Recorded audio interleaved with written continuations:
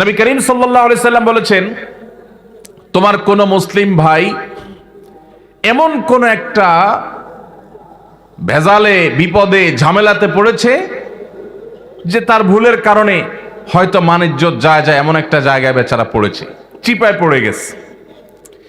এই সময় সে চায় সবাই তাকে যেন সহযোগিতা করে, সাহায্য করে, তার এই দোষটা নিয়ে যেন খুব বেশি বাড়াবাড়ি চর্চা করা করে যেন না হয়, সেটা চায়।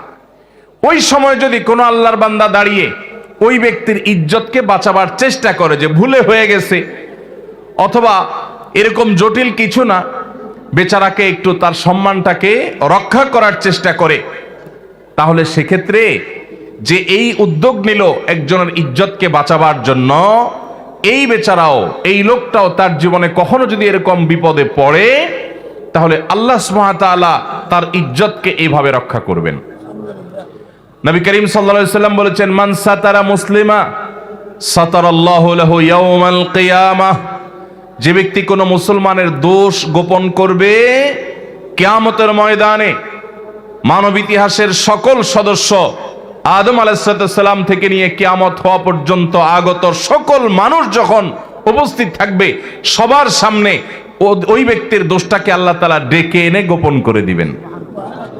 আল্লাহ ডেকে কাছে এনে আল্লাহ রাব্বুল আলামিন বলবেন, চাদরে আবৃত, আপনি আল্লাহর কাছাকাছি এসেছেন। আল্লাহ সুবহানাহু ওয়া তাআলা বলবেন, বান্দা তুমি অমুক অমুক গুনাহ যে করেছো, আতাযকুরু যামবা কাযা ওয়া যামবা কাযা, তোমার অমুক অমুক পাপ, অমুক অমুক অনাচার, জুলুম, হারাম কাজ যে করেছো, তোমার কি মনে পড়ে? বান্দা বলবে, আল্লাহ অবশ্যই মনে পড়ে, সব তো প্রমাণ এভিডেন্স সহ আছে আল্লাহর কাছে। তখন আল্লাহ বলবেন, দুনিয়াতে সেটা আমি ঢেকে রেখেছিলাম, মানুষের সামনে প্রকাশ করে নাই। মানুষের সামনে তুমি ভালো ছিলা, কিন্তু তোমার তলে তলে এই দোষ ছিল, আমি ঢেকে রেখেছিলাম, প্রকাশ করি নাই। আজকেও ঢেকে রাখলাম, প্রকাশ করলাম না, তোমাকে মাফ করে দিলাম। আল্লাহর পক্ষ থেকে এই বিশাল বড় নেয়ামতটা ভাই, আপনার, আমার, ওনার আমাদের সবার প্রয়োজন ভাই। আমাদের দোষ ত্রুটি যদি সব আল্লাহ তাআলা প্রকাশ করে দেন, আমরা রাস্তায় চলতে পারবো না। কি বলেন? রাস্তায় চলার উপায় থাকবে?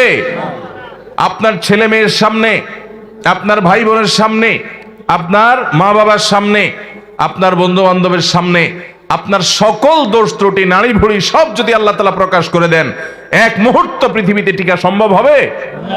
তাহলে কিয়ামতের ময়দানে আল্লাহ যদি আমাদের দোষ গোপন না করে প্রতিটা দোষ যদি প্রকাশ করেন, এর চাইতে বড় শাস্তি, এর চাইতে বড় আযাব আর কি হতে পারে?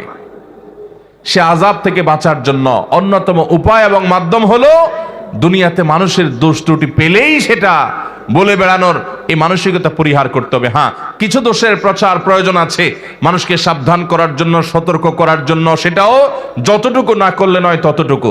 এর বাইরে মানুষের দোষ নিয়ে অহেতুক চর্চা করে বেড়ানো, বিশেষ করে আবারও বলছি, ফেসবুকের এই যুগে, টুইটার, সোশ্যাল মিডিয়ার এই যুগে, টিকটকের এই যুগে, কিছু একটা পেলেই হলো এক শ্রেণীর ভাইরা আছি আমরা ওইটা নিয়ে রাস্তায় ঝাঁপায় পড়ি। আল্লাহ আমাদের সবাইকে হেদায়েত দান করুন।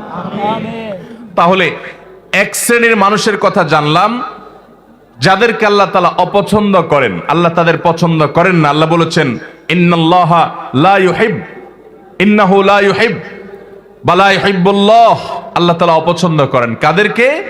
লা ইউহিব্বুল্লাহুল জাহরা বিসসুই মিনাল কাওলি ইল্লা মান যুলিম।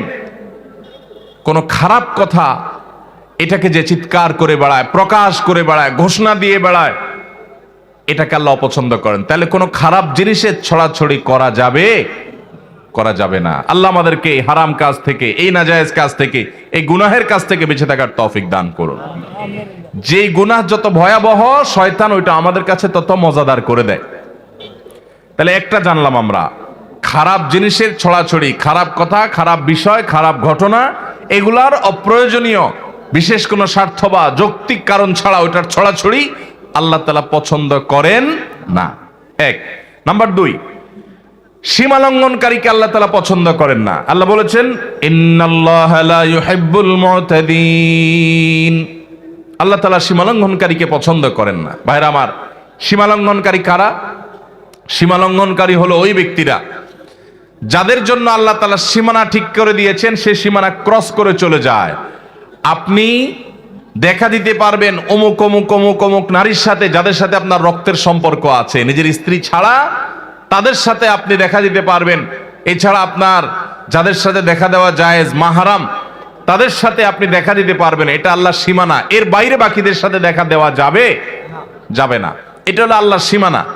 এখন যদি সেই সীমানা ক্রস করে আপনি যেই কোনো নারীর ছবি পেলেন, ভিডিও পেলেন, ফুটেজ পেলেন, ফেসবুকে পেলেন, পেপারে পেলেন, ম্যাগাজিনে পেলেন, যেখানে পেলেন, রাস্তাঘাটে পেলেন, আপনি চান্সে তাকে দেখে নিলেন, মনে মনে হারাম স্বাদ আস্বাদন করলেন, জল্পনা কল্পনা করলেন, তাহলে আল্লাহ যে সীমানা দিয়েছেন সেই সীমানাটা আমরা ক্রস করলাম কি করলাম না?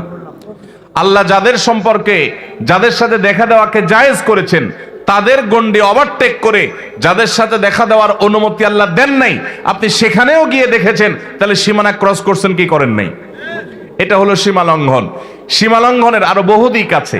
তাহলে আল্লাহ যেগুলোকে হারাম করেছেন সেগুলোতে লিপ্ত হলে সেটা হলো সীমা লঙ্ঘন।